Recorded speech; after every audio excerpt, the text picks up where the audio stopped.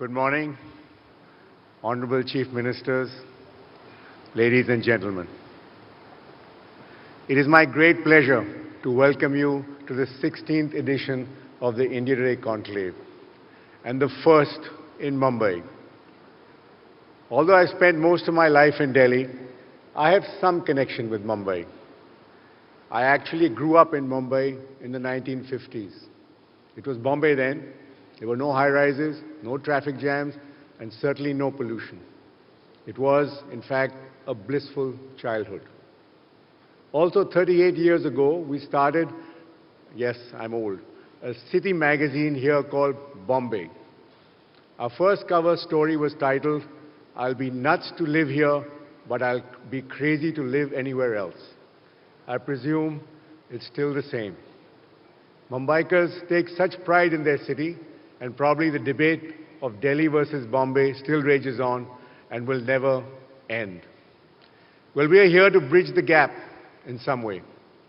As you can see, I have a deep affection and long association with this city. And I'm very happy to bring India Today Group's signature event to Mumbai. Thank you all for being here.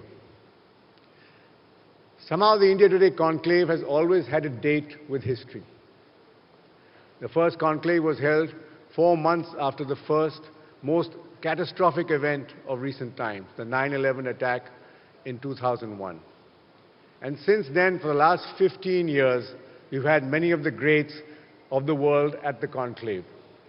Hillary Clinton, Bill Clinton, Al Gore, Pervez Musharraf, and Benazir Bhutto, the Dalai Lama, Atal Bihari Vajpayee, Mrs. Sonia Gandhi, Dr. Manmohan Singh, Sir Narendra Modi, Dr. Abdul Kalam, Queen Raina of Jordan, and Amal Clooney, just to name a few. Mumbaikars, I hope you're impressed. Are you?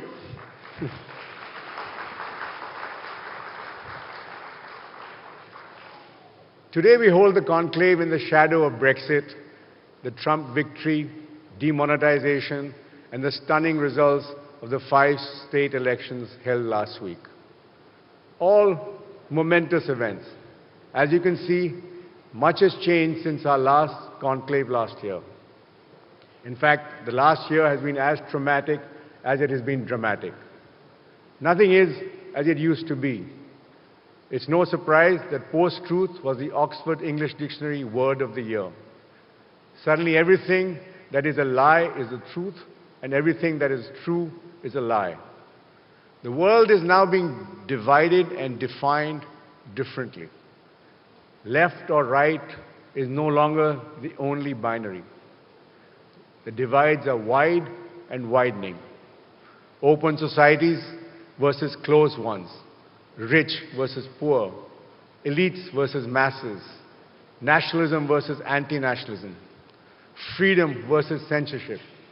Free trade versus protectionism. Considering all that has happened in the past year, our theme for the conclave, the great disruption, if I may say so, is right on the button.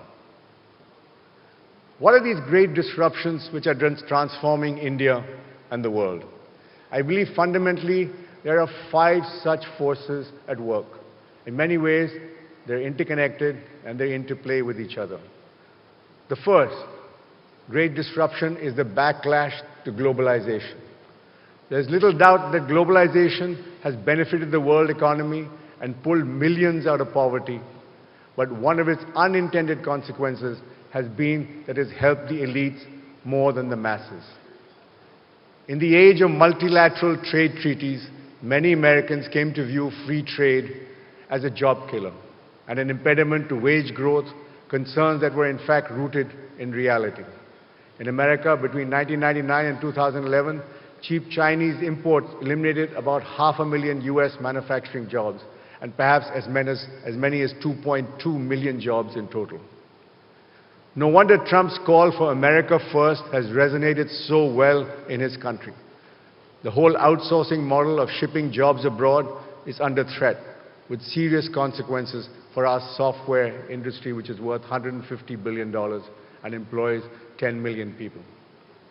This would also seriously impact our export thrust and Make in India initiative.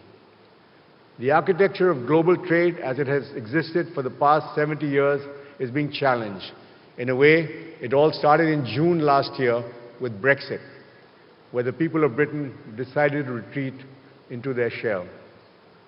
We are privileged to have with us later tonight the former French President, Nicolas Sarkozy, who will share with us the impact of Brexit and the state of French politics, which is on the verge of a historic result that would have far-reaching consequences for the world. Even before that, there is already talk that a global slump may be on the horizon. The second great disruption is technology.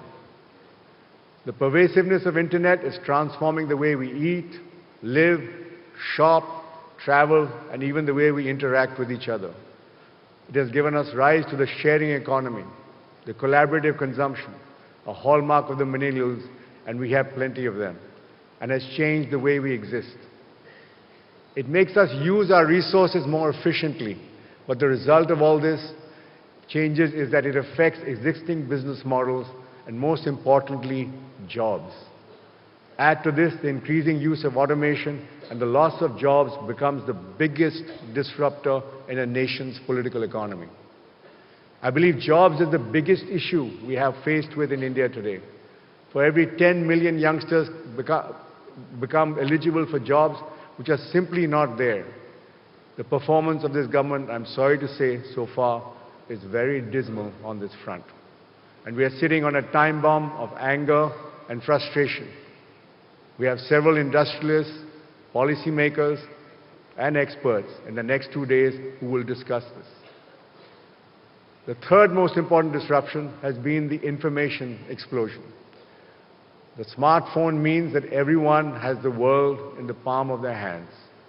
It is a great democratizer. Everyone has the same access to information. Also, it means that everyone knows everything about everyone. Add to that social media, and you have a force multiplier. There are no more secrets anymore. It has meant that inequalities and inequities are now in the public domain. People in the villages know how people in the cities live and what products are available and what are denied to them. This raises aspirations and aggravates resentment.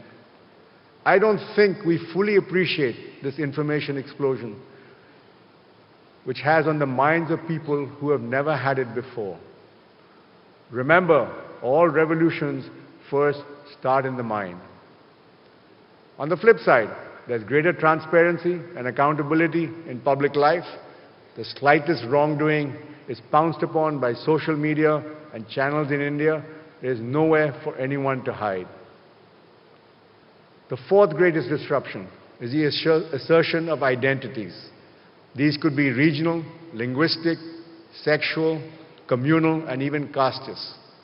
We have seen this most acutely in India with the rise of caste quota agitations, the protests on campuses, freedoms, and increasingly polarized political discourse where even in parliament disruptions happen with monotonous regularity. Democracy is our most precious gift, and our representatives, I believe, should give it more respect. The fifth great disruption is a rise of maximum leaders. Donald Trump, as president, has both houses of Congress on his side, unlike President Barack Obama, who was hamstrung for 8 years. Xi Jinping in China has emerged as the most powerful leader since Deng Xiaoping in a country that is now a certified superpower. His neighbor, Russia, Vladimir Putin, has an iron grip on his country and an imperious vision for Russia that would rival that of the Tsars. We, of course, have our own maximum leader, Prime Minister Narendra Modi, a man who, through sheer hard work and force of will, dominates Indian politics. He's bigger than his party, he towers over his ministerial colleagues and the opposition. He remains completely unchallenged. He is, as we found, the disruptor in chief. Since he's been in office from May 2014, he has been pushing change in every direction. I look forward to his address tomorrow evening. All these maximum leaders of major countries of the world have the potential to cause this serious disruption, for better or for worse, within their own country and in the world order. India is a complex country to govern, with all its intricacies and diversity, and it's also a noisy democracy. We've kind of done well, but still have a long way to go. India today is just about achieving 70% literacy that China reached in the 80s, and our per capita income is what they had 15 years ago. My personal belief is the biggest obstacle to India's growth is its slothful, unresponsive, wasteful bureaucracy. It is the delivering arm of any government. However great a government plans are, however noble its intentions, it is likely to get lost or best diluted in our bureaucratic maze. Unless the bureaucracy is streamlined, I believe not much change will happen here. Grand announcements will remain only just that, and we will merely trundle along. We don't need to cut the red tape. Sometimes we just need to throw away the tape. No political leader, in my mind,